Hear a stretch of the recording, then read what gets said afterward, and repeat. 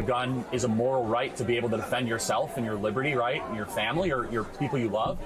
I mean, I suppose it'd be a better question for you, right? Like, what do you think that a majority of gay people are pro guns or anti? I'm just curious. Like, Mostly anti-gun. Why do you think that is? I'm just curious. I think it's a lot of like liberal identity politics. How can we like bridge that like distance? Yeah, it's a good question. I think that, look, I don't think gun ownership should be political. I don't. And like, this is one of the arguments I always make for like BLM people, right?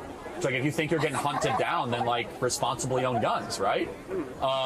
But there is a fear around gun ownership in America. I think it should transcend, you know, sexual persuasion or skin color, right? I think it's a moral right for all people, especially if you think, I mean, especially women who are, you know, potentially at a physical disadvantage from defending themselves, right?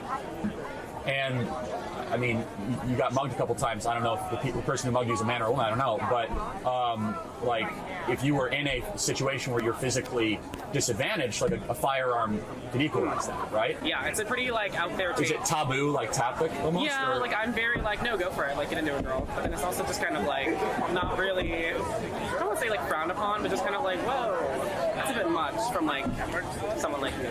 But I just thought I'd ask. Well, I want to encourage you, like, don't let that get to you. I'm much more like pro gun ownership and like Second Amendment type of thing. Yeah, okay. And that's because of necessity, like basically what happened, like what happened to you, or just... yeah, but also just more of like, you know, community defense, I would say. Sure.